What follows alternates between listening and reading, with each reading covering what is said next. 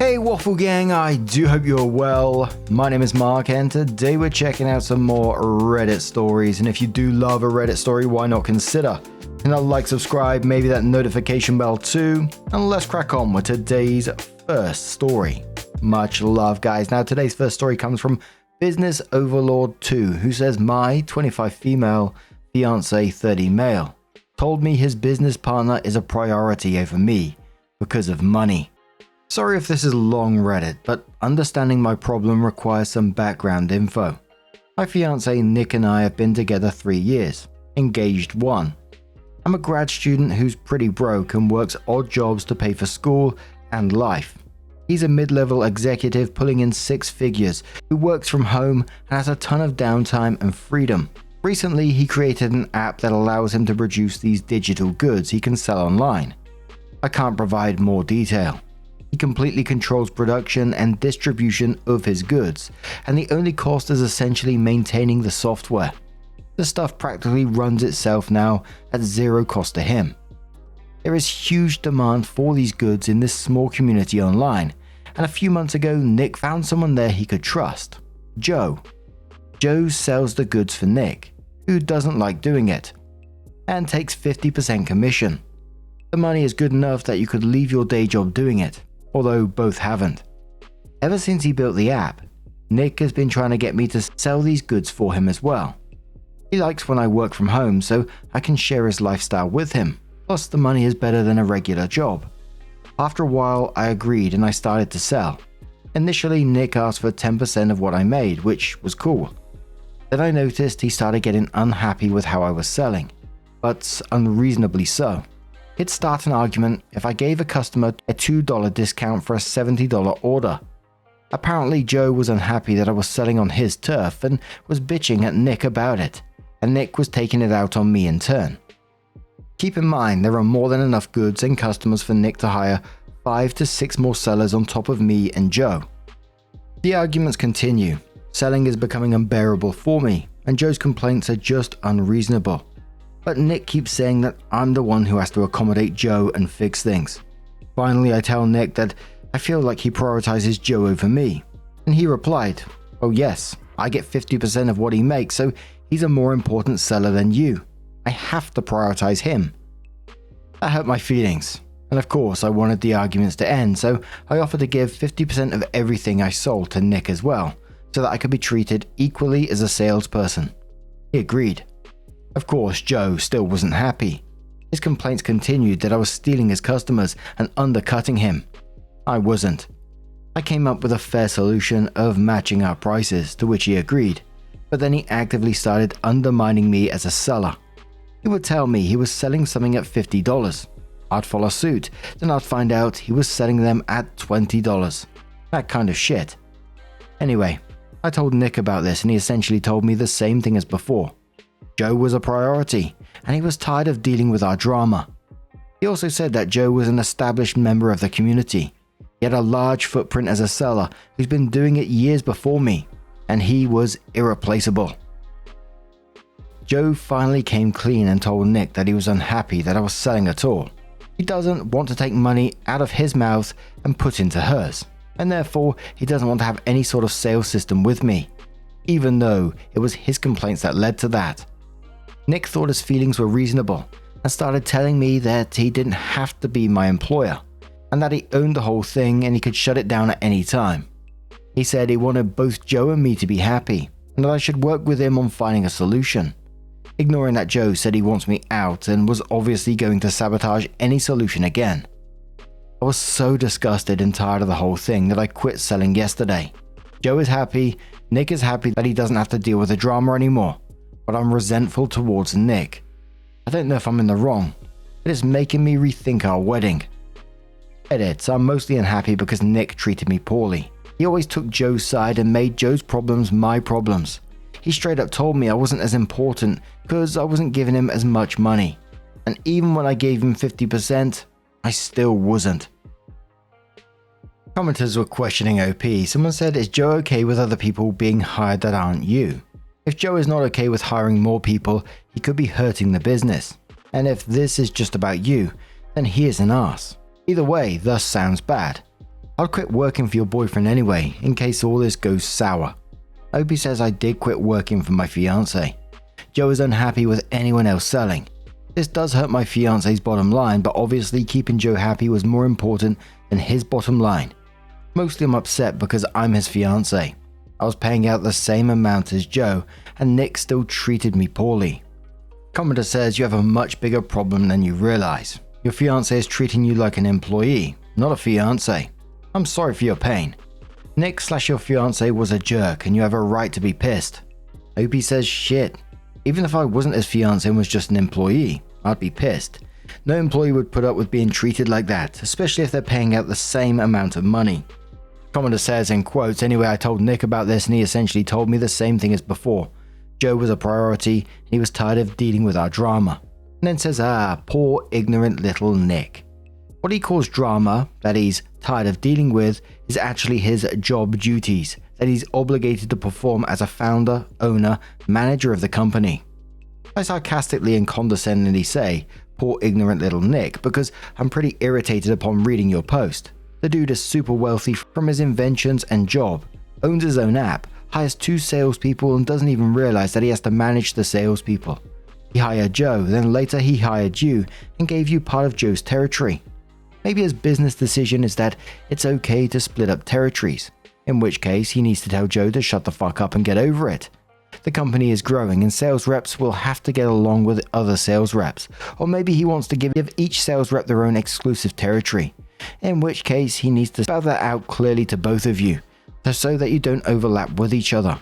Either way, it's his decision to make and execute, and he is way out of line and an ignorant fool who obviously has never ran a business before for trying to push it off on you two to figure out for yourselves and calling it drama. Drama. Lol. It's business, dude. Business. Tell him to grow up and run his business like an adult. OP says thank you. I'm really irritated and resentful as well. Nick refused to tell Joe to cut the crap and basically told me that I'd have to be the one to come up with a compromise. Then when Joe sabotaged the compromise, Nick still sided with him. I'm so mad right now. Nick's being all cute and affectionate because he knows I'm mad, but I can't let go of the resentment. I just don't know if that's enough to call off a wedding, but I really want to.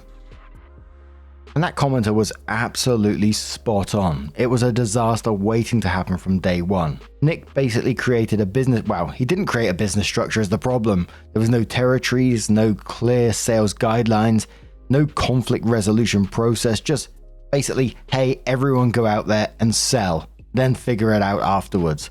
That's not a business model. That won't work. And is a recipe for disaster, especially when one employee is sleeping with the boss. It's just a perfect storm, right? And not quite like this, but I've seen this whole territory thing happen firsthand in one of the businesses I worked at. It was for like, I worked in the warehouse, but alongside the company that I worked for, they had a furniture cleaning company where they go out and they clean. And, you know, each of these basically had their own franchises in their own little territories, but they didn't actually mark out the territory. So there was always overlaps going on to the point where at one point there was 3 of them actually protesting outside of the building with placards and everything. It was wild. But OP came into this a little while later and says, keeping all your advice in mind, I sat down with Nick last night to have a talk about the venture and Joe. At first he was defensive. He accused me of entering the business and demanding to change the system Joe and I created. He said I'd been acting like an entitled girlfriend, asking him and Joe to cater to my whims. I was so baffled by this version of events that I made him discuss each event chronologically. He tried to put the blame on me, but I wasn't having any of it. Eventually, he admitted that everything was fine with me until Joe started asking for changes. That is the only time I started coming up with proposed changes to the system because neither he nor Joe were coming up with any, but kept telling me something needed to change. Then he finally explained why he'd been acting the way he has. So it turns out that Nick doesn't view Joe as an employee the way I was, but viewed him as an equal business partner who was there with him from the beginning and has equal say in the business. That was why he was irreplaceable. He apparently told Joe that I would only be selling temporarily, which is not what he told me. Naturally, Joe started getting miffed when it turned out I was there to stay, especially when I started selling a blizzard of goods, in Nick's words. He hadn't expected me to be so good at selling. Nick apologized, said he handled the whole affair very poorly, and said that I wasn't to blame after all. I accepted his apology, but I told him that none of it had been a reason to treat me badly, and that it showed that I was still not a priority. I told him that I haven't been a priority since the beginning of our relationship, and that marriage was not on the table anymore because I really need to be a team with my husband.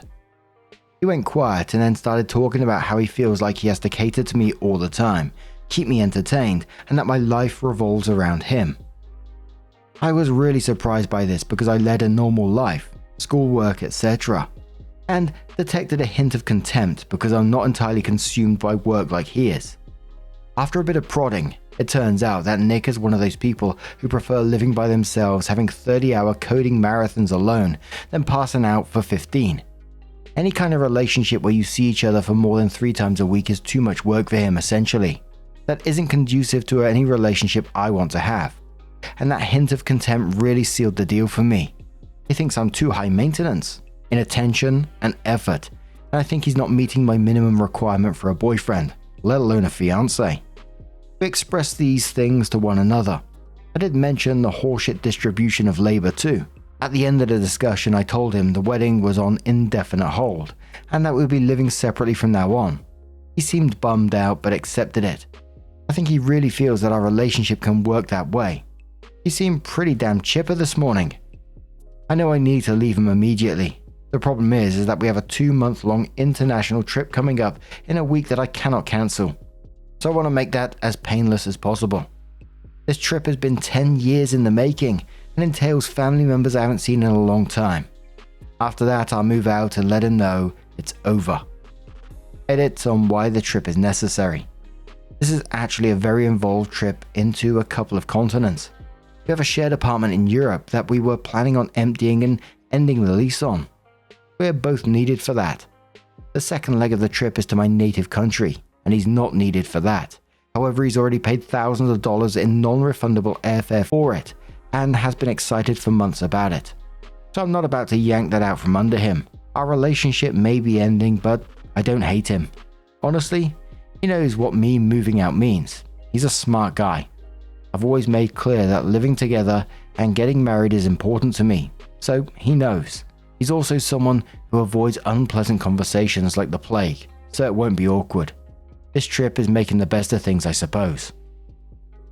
Rowan says, for reals, girl, I cannot believe you consider this acceptable in a life partner. That he would not pay for your flights, or the difference in cost between yours and his, so that you could be together on a vacation. That he was okay with you basically being a second-class citizen compared to him on a trip you were taking together. That is breathtakingly selfish to me, and I'm shocked you do not see this. Hope he says it never even occurred to me to ask. I didn't even know how I'd ask. If he had offered, I would have been super pleased and happy. But I don't think I'd ever ask. I don't know what to say.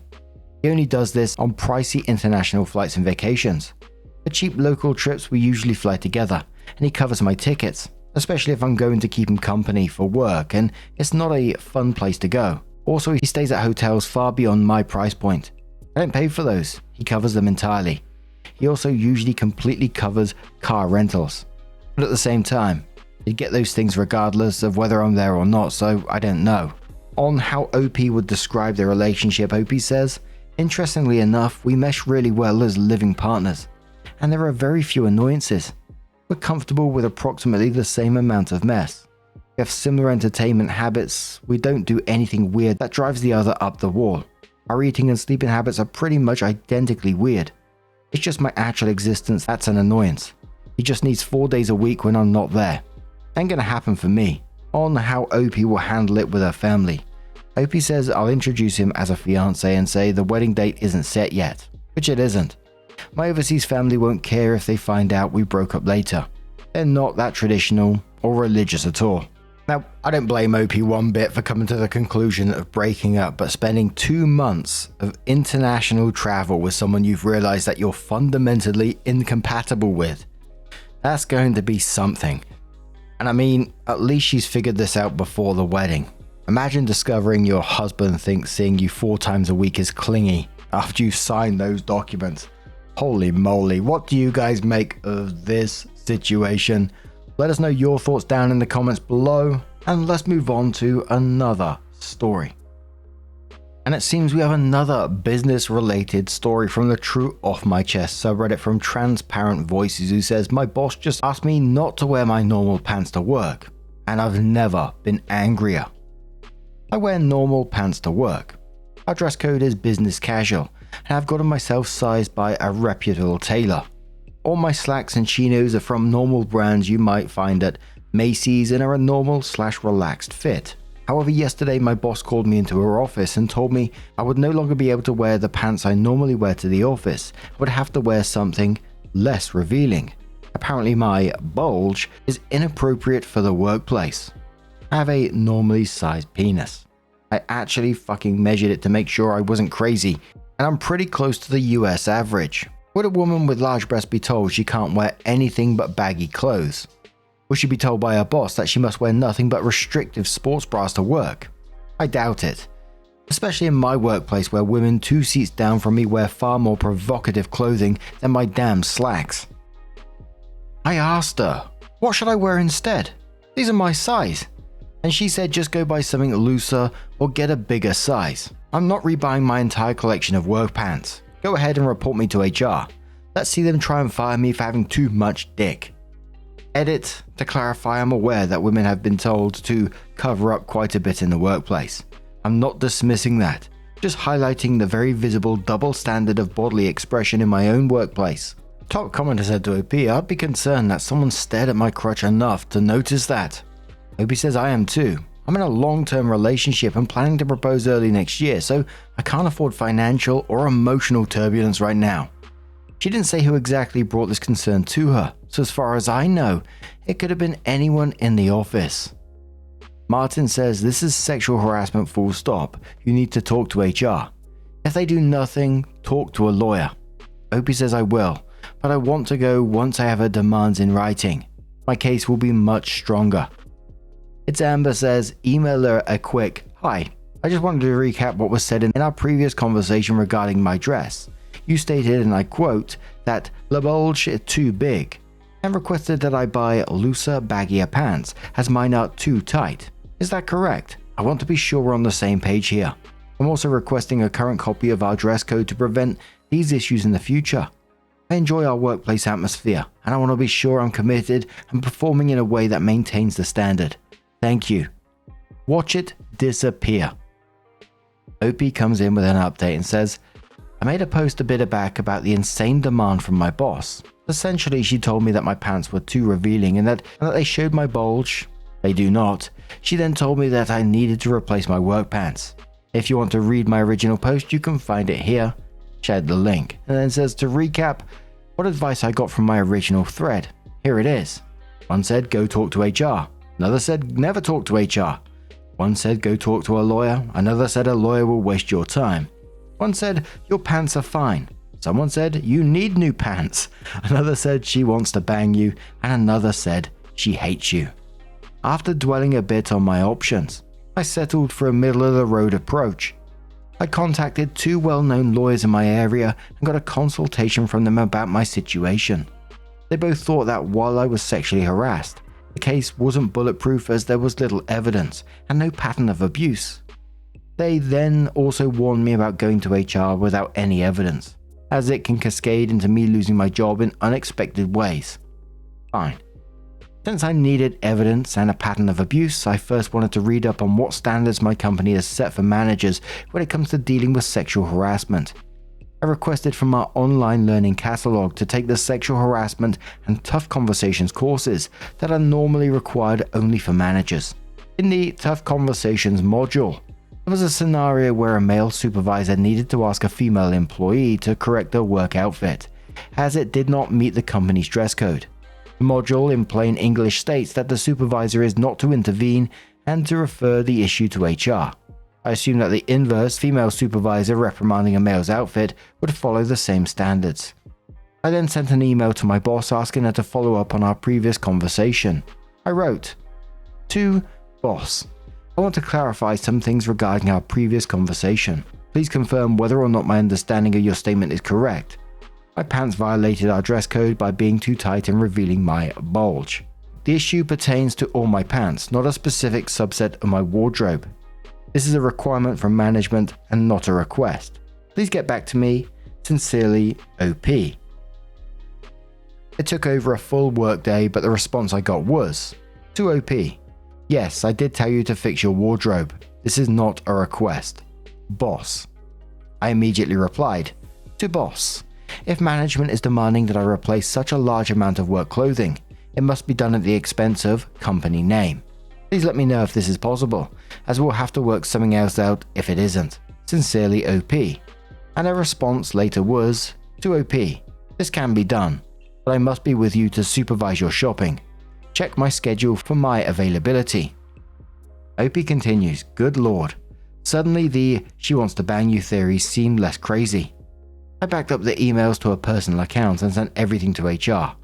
Less than 2 hours later, I receive a phone call asking me to come to HR immediately and drop my work unless it was time critical. I complied. I was told that they were taking this matter very seriously and that I should take the rest of the day off. I came back to work today and boss is gone. I was told right before lunch that she'd been placed on administrative leave pending a full investigation and that I shouldn't worry. It's against company policy to engage in any form of professional retaliation. I sit here now like king on a porcelain throne, telling you about my victory during my post-lunch dump. Bye-bye, boss lady. Top commenter says, and quotes, supervise your shopping, and then says, what the fuck? I think the company wouldn't have given a fuck, but she shot herself in the foot by saying the company could cover your new bulgeless wardrobe.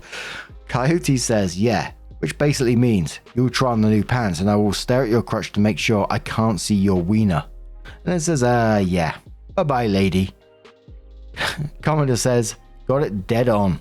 That manager would have to be an even greater level of idiot to put it in writing. Most similar cases we had were basically unsolvable because nothing was in writing. There's a way to prove your boss was an idiot. OP says thanks. I was assuming that she wouldn't bite. I guess I gave her too much credit. Another comment says, I'm gonna need to follow you around while you shop for pants, mate. And says, now that's a quality of a good boss right there. OP says, yes, boss, babysitter. What's the difference? Gee bloody whiz. What an absolute mess. But what do you guys make of this situation? I was just like, what is she doing? Let us know your thoughts down in the comments below. And just a huge thank you for being here today, getting involved in the stories, your love, your support, your time. It always means the absolute world to me. So thank you so much for being here. And hopefully I'll see you in the next one. Take care and much love.